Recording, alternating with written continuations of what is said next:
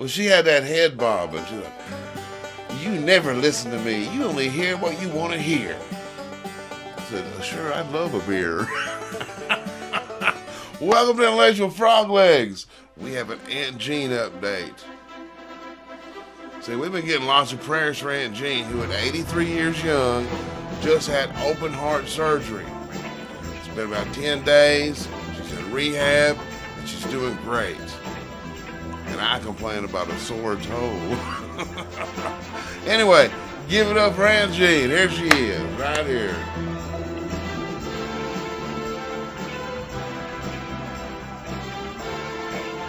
Anyway, one quick point on these horrendous school shootings. Political correctness killed those kids. Political correctness placed those children in harm's way.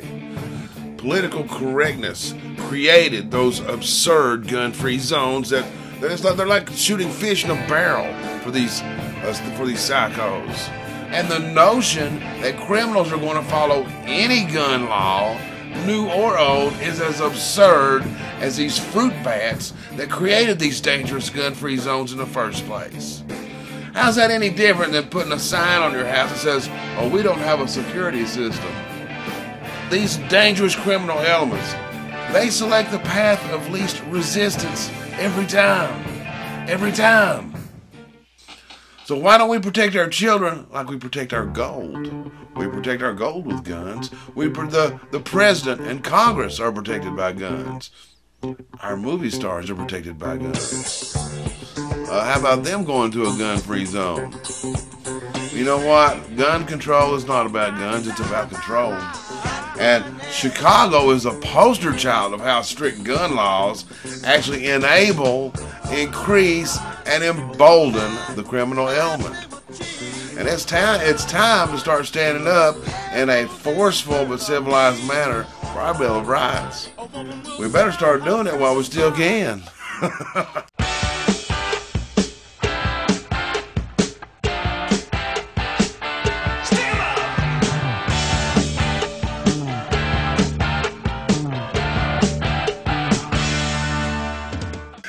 I'm sorry, we need to just go ahead and evacuate any remaining sane people in California and just hit it with a big-ass tranquilizer dart and throw a net over it.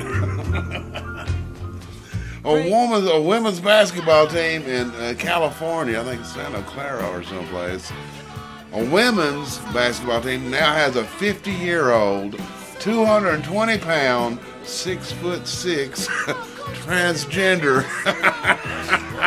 That's not a woman. I'm sorry, actually, it's a dude who's been disengaged from his gender identifier. He's quoted as saying, I just want to fit in and be normal like everyone else.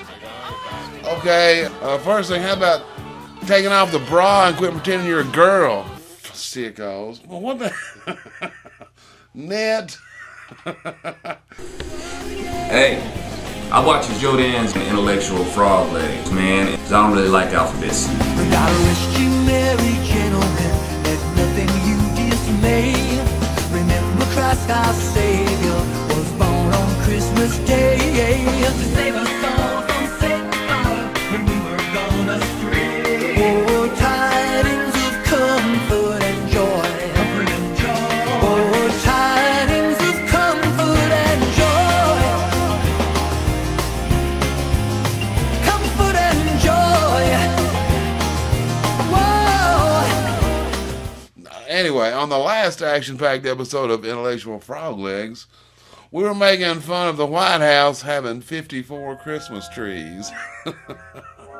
That's like half a forest, isn't it? Anyway, but you know what's funnier is Barack and Michelle aren't even going to be there. Nah, they're going to Hawaii.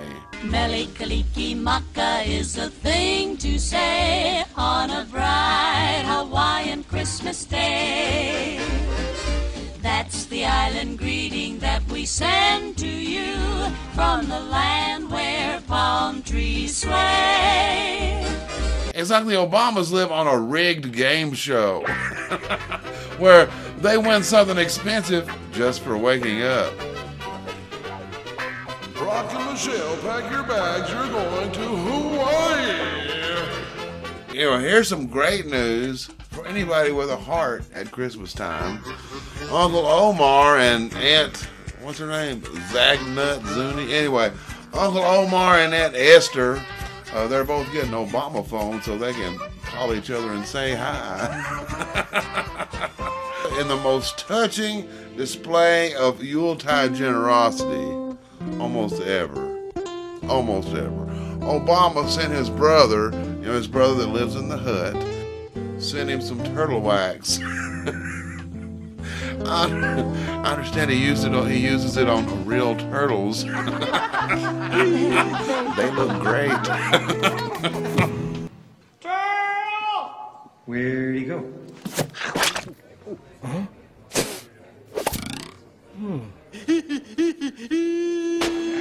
Merry, Merry Christmas, baby. Sure did treat me nice. But actually, the Obamas are planning a nice, quiet Christmas get-together with just 250 of their closest favorite celebrities. But the evening's highlight will certainly be Rahm Emanuel's interpretation of the Nutcracker.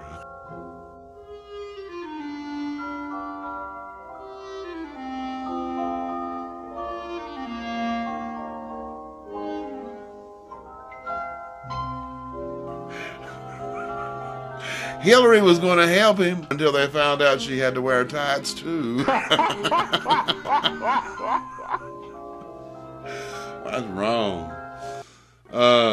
No word yet from Bill. I did not have sexual relations with that woman.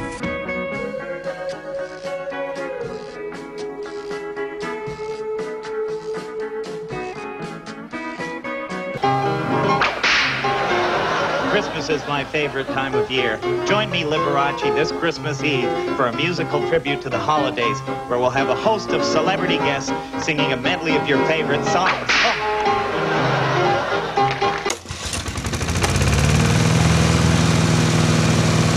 I am so excited to welcome back by unpopular demand, the Prophet Joe Hamid.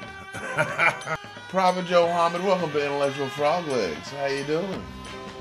I just flew in from Egypt, and boy, is my camel tired. Okay, let's get right to it. We actually have some viewer mail for Prophet Joe. Let's go. The first is from Gail C. in Wisconsin. And Gail writes, Dear PJ, Prophet Joe, oh, I got it. Dear PJ, I don't like my neighbors. Can I chop off their heads? Yes. Okay, I only have a couple of my own questions. I know we're kind of in a hurry, but it's okay to chop off heads. Yes. And it's okay to strap bombs on the kids. Yes. But you'll go to hell if you eat a ham sandwich? See, thank you very much. You are helping me to make my point. Your mama always said, never eat the pork. Never eat the pork. But have you ever had a BLT? Well, that's good. Bacon is some good stuff, man. The Prophet Joe Hamid, everybody. The Prophet Joe. He wore a big old turban wrapped around his head and a scimitar by his side. And every evening about midnight he'd jump on his camel named Clyde and ride. I guess that's about it. This sign is not a warning. It's an invitation. So please, let's get these off our schools. At least make these lunatics wonder.